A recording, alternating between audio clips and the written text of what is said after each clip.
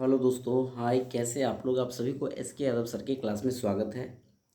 जैसा कि अपना मैथ का सिलसिला जारी है और हम लोग अर्थमेटिक प्रोग्रेशन बोले तो समांतर श्रेणी पढ़ रहे हैं 10th क्लास के, जिसमें 5.3 अर्थात 5.3 के क्वेश्चन नंबर पहला से लेकर के हम लोग 10 तक अध्ययन कर लिए हैं, पार्ट 1 पार्ट 2 करके। ये मेरा पार्ट 3 वीडियो है, जिसमें हम लोग 11 से स्टार्ट करेंगे, क्योंकि पिछले वीडियो में थोड़ा सा कुछ टेक्निकल प्रॉब्लम आ गया था, कैमरा ऐसे ही रुक गया था, तो हम आगे क्वेश्चन नहीं बता पाए थे। ठीक है ना।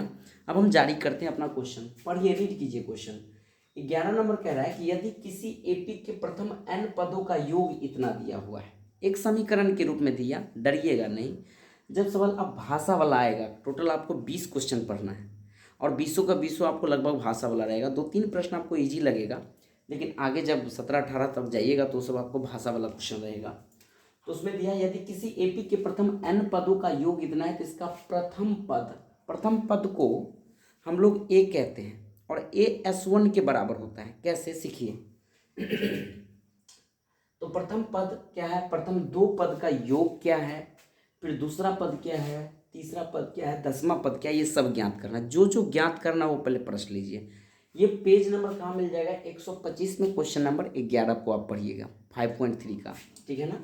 सबसे पहले क्या क्या ज्ञात करना है हम लोग को, S1 बराबर ज्ञात करना। जो ज्ञात करना है वो हम एक लाइन में पूरा लिख लेते हैं। उसके बाद आपको S2 ज्ञात करना है। S2 का मतलब हो गया दो पदों का योग ज्ञात करना है। उसके बाद आपको दिया है दूसरा पद बोले तो A2 का मान ज्ञात करना है, फिर A3 का मान ज्ञात करना है, तीसरा पद, और A10 का मान ज्ञात करना है, यानी 10वां पद। इतना टोटल मान आपको ज्ञात करना है।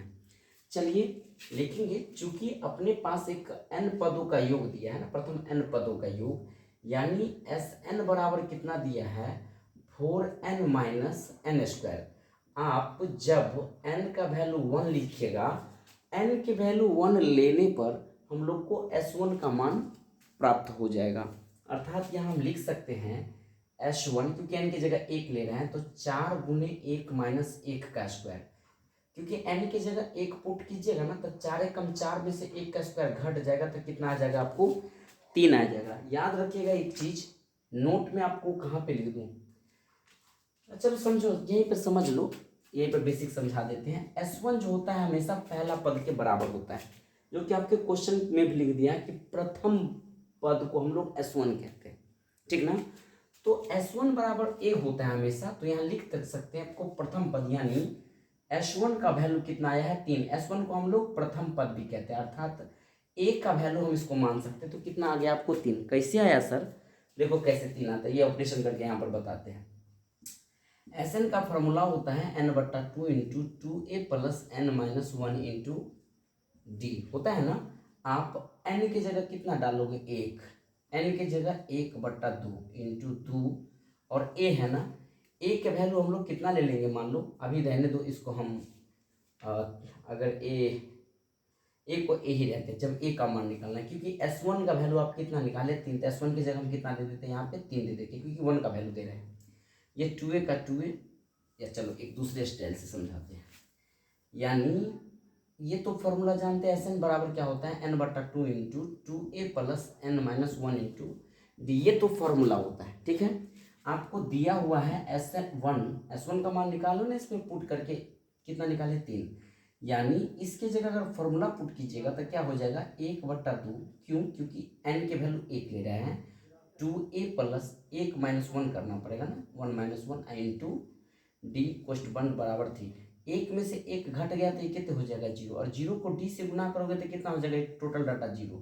0 और 2a को जोड़ोगे तो 1/2 गुने 2a, 2 से कट के, फिर भी a का वैल्यू अपना कितना आ रहा है, 3 ही आ रहा है ना। ये मैं आपको सिद्ध करके बताया हूँ। ठीक है। शायद आप नहीं समझे, पर फिर से समझिए। फॉर्मूला बैठा के जहाँ पे 1 है, n की जगह हम 1 डाले, इस फॉर्मूला में डाले तो ऑटोमेटिक ये 0 हो जाएगा। n-1 यानी 1 माइनस 1 0 तो हो जाएगा, डी को 0 में रख लेगा। इसीलिए यहाँ पे हम ये लिख सकते हैं कि a का मान क्या हो सकता है, S1 और a आपस में क्या होगा, आपको बराबर होगा। अब हम निकालेंगे 2, यानी बोल रहा है कि प्रथम दो पद का योग बोल रहा है, S2 लिखेंगे। S2 कहाँ से, इसी समीकरण में पुट कीजिए, तो दो पद का योग क्या हो जाएगा, n की जगह 2 दे रहा है तो 4 एन की जगह कितना दीजिएगा 2, अब माइनस क्या कर दीजिएगा 2 का स्क्वायर, जहाँ जहाँ एन है वहाँ वहाँ 2 देना पड़ रहा है। ये हो गया अपना 4 दूना 8 माइनस 2 का स्क्वायर 4 बराबर कितना आ जाएगा 4, अर्थात S2 का वैल्यू कितना आ गया है 4।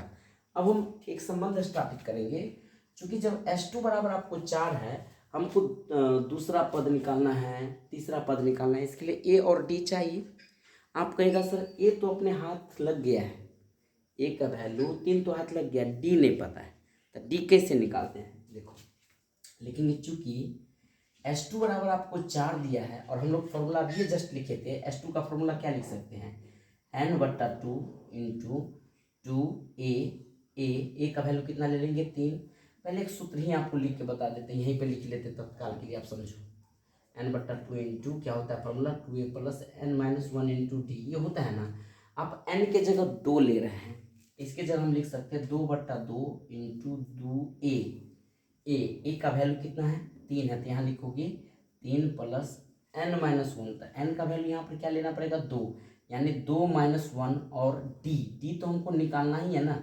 अब बराबर में ये डाटा आपको 4 दिया है तो 4 दे दो, ये 2 से 2 कट गया, यानी 3 दूना कितना हो गया अपना डाटा 6 प्लस 2 में से 1 गया डी, 2 में से 1 गया, तो 1 को डी से गुना करोगे डी इक्वल को हटाइए 2 बराबर में 4, यानी डी का वैल्यू हो गया 4 माइनस 6 बराबर में कितना हो जाएगा आपको -2, डी का मान निकल गया -2।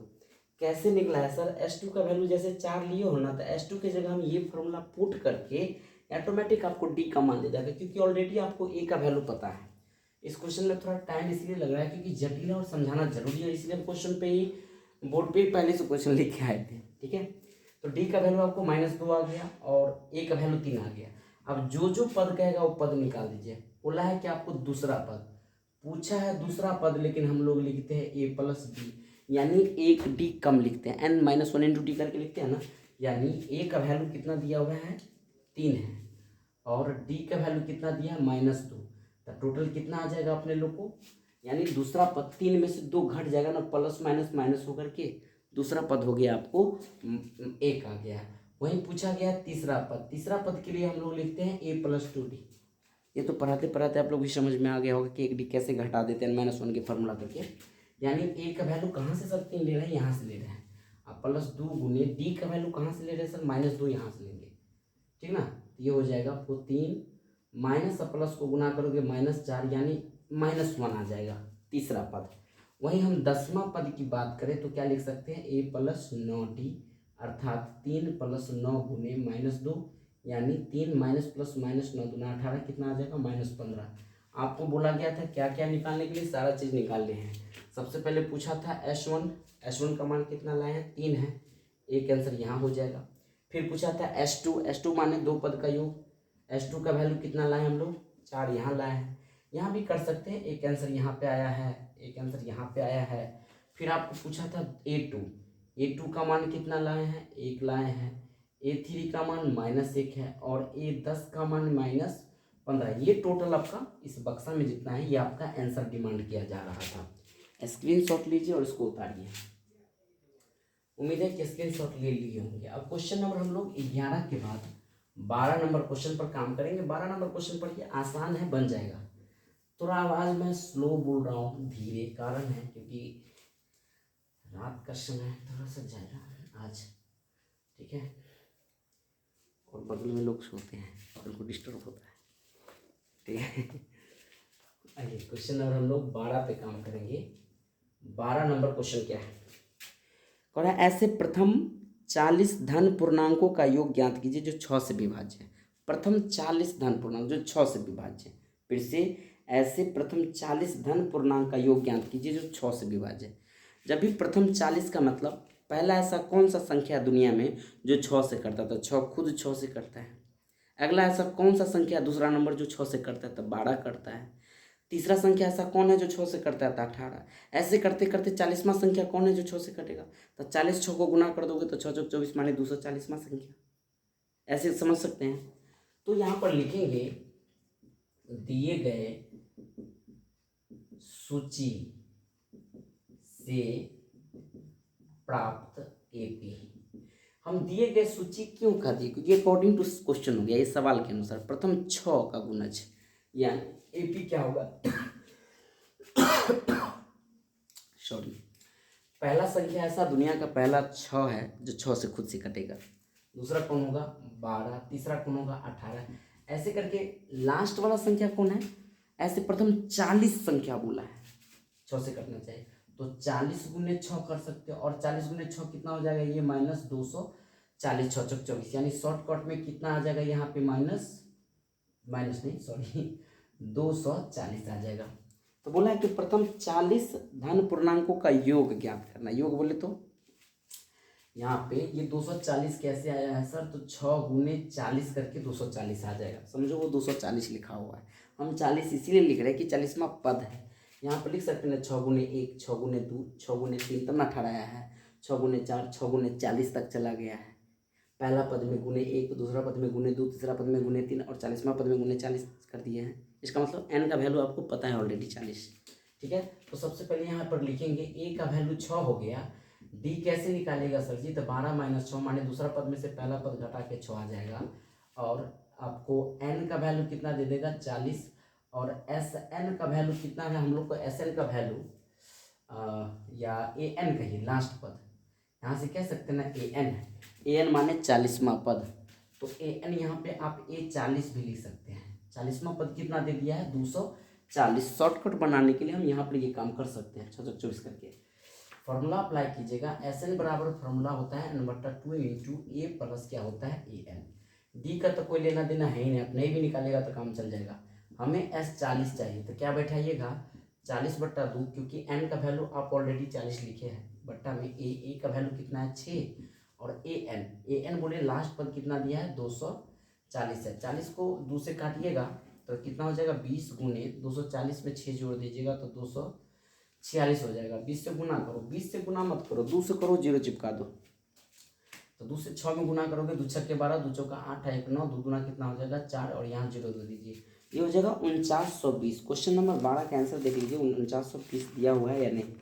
5.3 के क्वेश्चन नंबर 12 में बिल्कुल आपका सही है 4920, यहाँ पे है 4920। हम नज़दीक नहीं ले जाएगा, उस टाइम पे क्या किए थे पिछला वीडियो में, नज़दीक में आपको आंसर दिखा रहे थे, वो कैमरा इतना जूम कर लिया कि वो रुक गया वहीं पे, हम आगे कुछ बोल भी नहीं पाए, वीडियो ऐसे ही ऑफ हो गया था। ठीक है, तो इसको स्क्रीनशॉट लीजिए। क्वेश्चन नंबर 12 के बाद हम लोग क्वेश्चन नंबर 13 का अध्ययन करेंगे, और 13 नंबर क्वेश्चन क्या कहता है गौर से पढ़िए, सेम बड़ी आसान क्वेश्चन सब है, 13-14 तक जाइएगा तो 13 नंबर क्वेश्चन कह रहा है कि 8 के प्रथम 15 गुणज का योग ज्ञात कीजिए। वही कहानी है, 6 के प्रथम 40 गुणज था और 8 के प्रथम 15 गुणज। 15 गुणज मतलब 8 के प्रथम 15 गुणज, 8 को पहला 1 से गुणा कीजिए, यानी हम लोग लिख सकते हैं दिए गए सूची से प्राप्त AP, यानी कह रहा है 8 के पहला गुणज, 8 के दूसरा गुणज, थोड़ा समझाने के लिए मैं ऐसा लिख रहा हूँ, 8 के तीसरा गुणज, ऐसे करके 8 के टोटल क्या गुणज कह रहा है 15, क्या AP प्राप्त होगा 8, 16, 24 और 15 8 होता है 120। इसका बोल रहा है टोटल योग ज्ञात करने के लिए।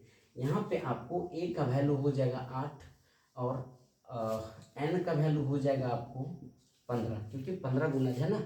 अगर हम AN कहूँ, AN का वैल्यू बोले तो A15 बोले, सर D क्यों नहीं निकाले, D निकालने की हमें ज़रूरत नहीं है, शॉर्टकट गले से निकल जाएंगे। तो A15 का वैल्यू कितना दिया 15 8 120 दिया हुआ है। सीधा फॉर्मूला अप्लाई कीजिए कि Sn बराबर सूत्र होता है n/2 into A plus AN, अर्थात S15 बराबर हो जाएगा 15/2 इंटू A का वैल्यू कितना दिया हुआ है 8 है, और वहीं AN का वैल्यू हम लोग लाए कितना है 120 है। अब ये नहीं कटेगा, आप ऐसे करके काटो 15/2, 20 और 8 को जोड़ दो, यानी हो जाएगा 128। काटो कितना मतलब में 6 दूना 12, 4 दूना 8, 64 मतलब में 15 और 64 का गुना कीजिए, 15 चौका 60, 15 छक्के 90 और 6 हो गया 96। टोटल योग कितना हो जाएगा आपको 960 हो जाएगा। क्वेश्चन नंबर 13, ठीक है ना, तो 13 का आंसर आपको 960 बिल्कुल सही है, करेक्ट आंसर है क्वेश्चन नंबर 13 960। स्क्रीनशॉट लीजिए। अब हम लोग क्वेश्चन नंबर 14 पर काम करेंगे। 14 नंबर क्वेश्चन भी बड़ी आसान है, गौर से पढ़िए तो बन जाएगा। 14 नंबर क्वेश्चन में कहा जा रहा है कि 0 से लेकर के 50 के बीच विषम संख्या का योग ज्ञात कीजिए। आप सबसे पहले ये देखिए 0 से लेकर के 50 के बीच कौन कौन विषम संख्या है। हम लोग बचपन में भी पढ़े हैं। विषम संख्या वैसी संख्या जो 2 से नहीं कटता है, माने 1 भी विषम संख्या है, 3 विषम संख्या है। देखिए ना, यहाँ पर वही भाषा लिख दीजिए, दिए गए सूची से प्राप्त कथी एपी, यानी विषम संख्या का चर्चा है तो क्या आ जाएगा, सबसे छोटी विषम संख्या 1 है, फिर 3 है और फिर आपको 5 है।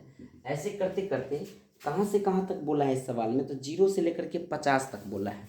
और 0 से लेकर के प्राप्त सूची के अनुसार 0 से लेकर के 49 तक लास्ट में जाएंगे ना।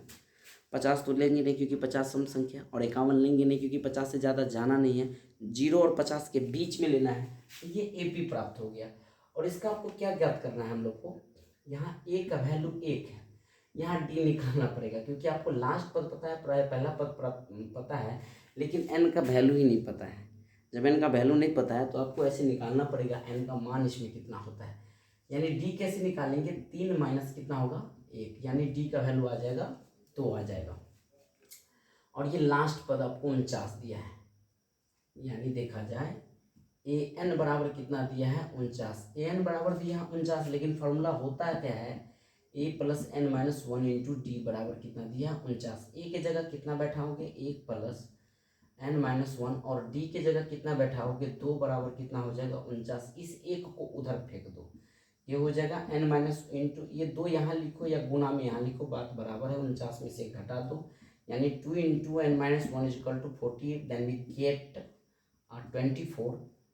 इस 1 को उधर फेंक दो तो ये हो जाएगा 24 प्लस 1, अर्थात n का वैल्यू कितना आ जाएगा आपको 25 आ जाएगा। अब हमें एस एन ज्ञात कर सकते हैं। कैसे एस एन ज्ञात होगा, एस एन बराबर सूत्र होता है n/2 into A plus A N होता है। इस n के चक्कर में इतना काम करना पड़ा हमको, यानी n के जगह 25 बैठा दीजिए क्योंकि n का वैल्यू 25 लाए हैं, बट्टा में 2 दे दीजिए। a का वैल्यू कितना दिया है सर, तो 1 दिया है, और ए एन बोले लास्ट पद आपको कितना दिया है तो 49 दिया है। यहाँ लिख सकते हैं 25/2 गुने 49, 1 हो जाएगा आपको 50, 2 से 50 को काटोगे 25 मतलब में कट जाएगा, 25 और 25 का गुना करोगे तो ये 6 से 25, आपको एस एन का वैल्यू कितना आ जाएगा टोटल 625। ये आपका करेक्ट आंसर है क्वेश्चन नंबर 14। अब हम लोग क्वेश्चन नंबर 15 पे काम करेंगे, और 15 थोड़ा भाषा वाला क्वेश्चन है, इसका स्क्रीनशॉट लीजिए। 15 नंबर क्वेश्चन को थोड़ा पढ़ के हम आपको सुनाएंगे अच्छे से, और ये लैंग्वेज वाला क्वेश्चन है। देखिए 15 क्या कहता है, कह रहा है कि 15 थोड़ा देखना, पेज नंबर आप 125 में आना। निर्माण कार्य से संबंधित, ठीक है ना, एक निश्चित तिथि के बाद कार्य को विलंब से पूरा करने के लिए जुर्माना लगाने वाले प्रावधान इस प्रकार है। अगर मान लीजिए कोई ठेकेदार आपको दे दिया काम करने के लिए, किसी ठेकेदार को कोई मालिक दे दिया काम करने के लिए, या कोई जो ठेकेदारी करता है, बोला गया कि वो 2 महीना में काम कर देगा, लेकिन वो बंदा 2 महीना के बाद एक्स्ट्रा टाइम ले रहा है तो उस पर जुर्माना कसा जाएगा, ठीक है ना। ऐसे इससे संबंधित क्वेश्चन है। तो कह रहा है कि अगर पहले दिन के लिए अगर 1 दिन एक्स्ट्रा हो जाएगा, ठीक है ना, तो उसको 200 रुपया जुर्माना लगेगा। 1 दिन अगर एक्स्ट्रा हो गया, मान लीजिए हम दे दिए कोई कुआं खोदने के लिए, या कोई खेती जोतने के लिए, या कोई काम भी दे दिए आपने निर्धारित समय पर 5 दिन में आप काम बात हो चुका है, लेकिन आप 6ठा दिन लगा दिए तो आपको 200 रुपया जुर्माना कस देंगे। 7वां दिन के लिए क्या किया गया क्वेश्चन में, जैसे जैसे आपका दिन बढ़ता जाता है वैसे वैसे 50 रुपया बढ़ता जाता है, अर्थात 7वां दिन आपको 250 रुपया लेंगे, 8वां दिन आपको 300 रुपया लेंगे। हालांकि 6ठा 7वां 8वां इसमें चर्चा नहीं, मैं अपने मन से बता रहा हूँ। जैसे जैसे दिन बढ़ेगा हर दिन आपको 50% क्या होगा, बढ़ता जाएगा। तो इसमें बोला टोटल 30 दिन अगर आप विलम्ब कर दिए, अर्थात 1 महीना हो गया लगभग में, अगर 30 दिन आप एक्स्ट्रा काम मतलब हमारा जो काम है निर्धारित समय पे नहीं किए, तो टोटल जुर्माना ठेकेदार को कितना भरना पड़ेगा, ठीक है ना। तो यहाँ पर शॉर्टकट में 15 नंबर में हम लिखेंगे दिए गए सूची से प्राप्त एपी। एपी के मतलब समझ गया, पहला दिन 1 दिन अगर एक्स्ट्रा हो रहा है निर्धारित समय से तो कितना रुपया देना पड़ेगा आपको, 200 रुपया, यानी 200 हो जाएगा। उसके बाद अगला दिन के लिए अगर 2 दिन हो जाएगा तो कितना भरना पड़ेगा आपको, 250 रुपया। उससे अगला दिन कितना भरना पड़ेगा, 300, यानी हर दिन 50-50 रुपया बढ़ता जाता है। ऐसे करके आपको लास्ट दिन 30वां दिन, 30वां यानी 30 दिन यहाँ लिख दीजिए 30 दिन लिखा है, ये डाटा मैंने दिया 30 दिनों में टोटल कितना उसको पैसा अदा करना पड़ेगा, ठीक है ना। तो ऐसे करके डैश डैश करके रहने दो। सबसे पहले ए का वैल्यू दिया आपको 200, डी कैसे निकलेगा सर, 250 में से 200 घटा दो तो 50 निकल जाएगा। एन का वैल्यू कितना ले लेंगे, यहाँ 30 दिन लिख देते तो सही रहेगा। एन का वैल्यू 30 दिन है, यानी टोटल 30 दिन में टोटल कितना खर्च होगा, सारा चीज़ तो आपको पता हो ही गया है। आपको टोटल बजट कितना लगेगा, बजट कहने का सेंस आपको एक्स्ट्रा रुपया भरना कितना पड़ेगा। तो हम लोग सूत्र से चलेंगे, एस एन बराबर सूत्र होता है एन बटा 2 into 2a plus N minus 1 into d. N की जगह हम लोग 30 बढ़ेंगे क्योंकि एन का वैल्यू 30 दिया है, ये डाटा हो जाएगा 30 बटा 2 इंटू 2 गुने 200, क्योंकि ए का वैल्यू 200 है, प्लस 30 माइनस 1 इंटू डी का वैल्यू कितना दिया 50। अगर 2 से 30 को खोट देगो तो 15 मरतब में कट जाएगा, 200 दूना वो हो जाएगा 400 और 30 में से 1 घट जाएगा तो 29 गुने देना पड़ेगा 50, अर्थात ये डाटा आ जाएगा 15। ये है 400 का 400, 29 को 50 टकिया अगर देखा जाए तो आप लोग तो फटाफट क्या दोगे, 1450 रुपया होता है। 29 को 50, 30 को 50 टकिया 1500 तो 29 गुना हो जाएगा। गुना करने का अपना सस्ता तरीका है, 5 नमा 45, 5 गुना 10 4 14, ठीक है ना। यानी ये हो जाएगा 15 गुने 400 और 1400 को जोड़ दो तो 14 4 हो जाएगा 1850। इसको गुना करो, 15 को 0 से गुना करोगे 0 आएगा, 15 पचे हो जाएगा 75, 15 अठे 120 और 7 हो जाएगा 127 हासिल 12, 15 के 15 और 12 हो जाएगा 27, टोटल रुपया हो जाएगा 27,750 रुपया। देख लेते हैं आंसर इसका है 27,750 रुपया कि नहीं, ठीक है ना। क्वेश्चन नंबर ये अपना 15 है 5.3 का। चलिए अपने लोग का आंसर बिल्कुल सही है, सफल रहे हम लोग। 27,750 रुपया दिया हुआ है, तो टोटल 30 दिनों की जुर्माना कितना भरना पड़ेगा उसको, 27,750 रुपया भरना पड़ेगा। और आज का अंतिम प्रश्न हम लेंगे क्वेश्चन नंबर 16, ठीक है। उसके बाद 17, 18, 19, 20 हम एक वीडियो में बता देंगे, ठीक है ना। थोड़ा थक गए हैं, अगले दिन को बता देंगे। क्वेश्चन नंबर 16 को पढ़िए। क्वेश्चन नंबर 16 क्या कह रहा है, बड़ी आसान प्रश्न है, इसको भी आप बना सकते हो। 16 कह रहा है कि किसी स्कूल में विद्यार्थी के उनके समग्र शैक्षणिक प्रदर्शन के लिए, शैक्षणिक प्रदर्शन का मतलब शिक्षा के लिए जो कक्षा चल रही है, 7 नगद पुरस्कार दिया गया। जो बच्चे अच्छी सफलता पाएंगे या कोई भी कंपटीशन पेपर उसको लिया जा रहा है या कोई काम करवाया जा रहा है तो उसको 7 नगद पुरस्कार मिलेगा। और 7 नगद पुरस्कार में टोटल जो विद्यालय है उनको कितना रुपया बजट पड़ेगा, 700 रुपया पड़ेगा। हालांकि पुरस्कार की संख्या कितना है, 700। विद्यालय को टोटल कितना हर्जाना भरना पड़ेगा पुरस्कार खरीदने के लिए, टोटल 700 रुपये। यानी टोटल 700 रुपया कहने का सेंस एस एन का वैल्यू आपको 700 दिया है। तो सबसे पहले यहाँ लिखिए लीजिए, दिया गया है। टोटल पुरस्कार की संख्या कितने हैं, 7 गो है। पुरस्कार की संख्या दिया है 7 गो, 7 पुरस्कार है। और S7 आपको दिया है 700। S7 कीजिए या N कीजिए, क्योंकि SN का वैल्यू वही हो गया 700, यानी टोटल बजट आपको 700 रुपये उसमें पुरस्कार में देना पड़ रहा है। और आप प्रत्येक पुरस्कार अपने से ठीक पहले पुरस्कार से 20 रुपया कम है। जो पुरस्कार पहला नंबर है, फर्स्ट प्राइज जो मिलेगा, उनसे सेकेंड स्थान वाले को 20 रुपया कम दिया जाएगा। अगर मान लीजिए पहला पुरस्कारकर्ता को 100 रुपया मिला तो दूसरा पुरस्कारकर्ता को कितना रुपया मिलेगा, 80 रुपया, यानी 20 रुपया कम। थर्ड पुरस्कारकर्ता को कितना मिलेगा, 60 रुपया, 20-20 रुपया कम होता जा रहा है। इसका सेंस ये हुआ कि आपको डी का वैल्यू कितना दे दिया है, 20। तो इसमें बोला गया आपको पहला पुरस्कार कितना होगा, दूसरा पुरस्कार कितना होगा, तीसरा पुरस्कार कितना होगा, चौथा, ऐसे करके 7 पुरस्कार ज्ञात करना है।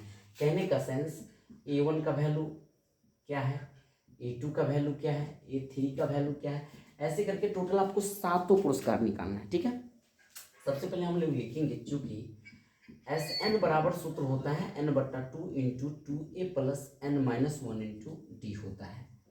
ये तो सूत्र होता है, या ऐसे लिख दो। SN का वैल्यू कितना दिया हम लोग को, 700 दिया हुआ है। और SN का सूत्र होता है N/2 into 2a plus N-1 into D बराबर दे दिया है 700। ऐसे क्यों लिखे सर, क्योंकि आपको समझाने में हमको सुविधा होगा, मिटाने का मेन सेंस यही था। एन की जगह कितना पुट कर दोगे, 7/2। हमको ए का वैल्यू नहीं पता है लेकिन एन का वैल्यू पता है, 7 - 1 इंटू डी। डी के जगह कितना पुट कर देंगे तो ये हो जाएगा 20। ध्यान देना, 20 रुपया कम कहने का सेंस माइनस में हो रहा है। जैसे कि हम बताएं ना, पहला पुरस्कार 100 है तो दूसरा पुरस्कार 80। अगर यहाँ डी निकालोगे तो बाद के पद से पहला पद घटाना पड़ता है ना। 80 में से 100 घटाओगे तो -20 आता है ना, -20 आएगा ना। इस वजह से हम यहाँ पर डी का वैल्यू कितना ले लेंगे, -20 ले लेंगे। इन चीज़ों को थोड़ा ध्यान रखिएगा, ये समझाना थोड़ा भूल गए थे हम। यहाँ पे अपने लोग को -20 देना पड़ेगा, बराबर में है 700। इस 7 से 700 को काटोगे तो 100 मतलब में कट जाएगा। इस 2 को वहाँ ले जाओ, यानी ये डाटा हो गया 2a और 6 है यहाँ पे, 6 गुने -20 है, बराबर में ये 2 इधर आ जाएगा 100 गुने 2। ठीक है, अब ये हो जाएगा 2a प्लस ये माइनस प्लस हो जाएगा -20 छक्के 120 बराबर ये हो जाएगा टोटल आपका 200। इस 120 को उधर ले जाओ तो 2a बराबर 200 में ये 120 आकर के क्या हो जाएगा, जुट जाएगा। यानी 2a बराबर हो जाएगा 320। अब 2 को 320 से काटोगे तो 160 मतलब में कट जाएगा, अर्थात a का वैल्यू आ जाएगा 160। यानी आप जो पहला पुरस्कार कह रहे हैं, यहाँ लिखिए देते हैं प्रथम पुरस्कार, ऐसे शॉर्टकट में लिखो। पहला पुरस्कार क्या होता है, a + 0d कहिए ना तो a कहिए, और a का मान लाए हैं कितना तो 160 हो जाएगा। दूसरा पुरस्कार कहते हैं दूसरा पद, लेकिन हम लोग लिखते हैं 1d कम, a + d, अर्थात 160 प्लस, और d का वैल्यू कितना है -20, तो यहाँ -20 कीजिएगा तो ये डाटा आ जाएगा 140 आ जाएगा। इस प्रकार तीसरा पुरस्कार हो जाएगा a + 2d, यानी 160 प्लस 2 गुने -20, यानी क्या लिख सकते हैं 160 - 40 यानी 120। आप जरूर समझ में आ गया होगा, सातों पुरस्कार निकाल लीजिएगा, सब में 20-20 घटाते जाइएगा। तो क्या एपी का रूप पकड़ लिया है। पहला पुरस्कार 160 है, दूसरा पुरस्कार 140 है, तीसरा 120 है, चौथा 100 है, पाँचवा 80 है, छठा 60 है, 1 2 3 4 5 6 माने 140 120 180 60, और अगला आ जाएगा आपको 40। 160 में से 20 गया, 2 2 4, देख लीजिए सीरीज में दिया हुआ क्या, अन्य देखने का क्या, जोड़ ही दो ना। 60 40 100 रुपये ये हो गया, 100 ये 200, 100 ये टोटल हो गया 200 400, 100 500 100 600 60 40 बिल्कुल करेक्ट सही है। हम जोड़ दिए, सबको जोड़ोगे तो 700 आ जाएगा। तो इसका स्क्रीनशॉट लीजिए, और कैसा लगा वीडियो आप लोग ज़रूर बताइएगा। हम लोग मिलते हैं अगले वीडियो में। 5 क्वेश्चन बचा है, अपना चैप्टर खत्म, अर्थमेटिक प्रोग्रेशन खत्म हो गया। एक लास्ट वीडियो बनाएंगे जो थोड़ा हो सके लॉन्ग बनेगा, उसमें सारे थ्योरम और पूरे उदाहरण को बता देंगे। वो जो उदाहरण वाला जो वीडियो हम बनाते हैं, जैसे कि आपको चौथा चैप्टर का बनाए थे, तो आप सभी वीडियो को छोड़ करके अगर उदाहरण वाला वीडियो देख लेते कोई भी एग्जाम से पहले फास्ट करके, तो आपको समझिए पूरा चैप्टर का निचोड़ हो जाता है वो, क्योंकि टाइप बाय टाइप उसमें क्वेश्चन रहता है। ठीक ना। तो अब जो एक वीडियो अपना बनेगा, एक छोटा वीडियो 5 क्वेश्चन के लिए बनेगा, और एक वीडियो लॉन्ग बनेगा, हो सके 1 घंटा भी चला जाए, उसमें सारे उदाहरण को रखेंगे और थोड़ा शुरू में थ्योरी भी पढ़ा देंगे, ताकि आपको सभी वीडियो देखने की ज़रूरत नहीं पड़ेगी। आप वो उदाहरण वाले वीडियो इम्पोर्टेंट है, कोई भी परीक्षा देने जाने से पहले आपको उसको देख लीजिएगा, कभी भी रिवीजन के लिए भी, तो आपको समझिए पूरा चैप्टर उसमें समझ में आ जाएगा। ठीक है, लेते हैं हम विदा, तब तक के लिए जय हिंद जय भारत।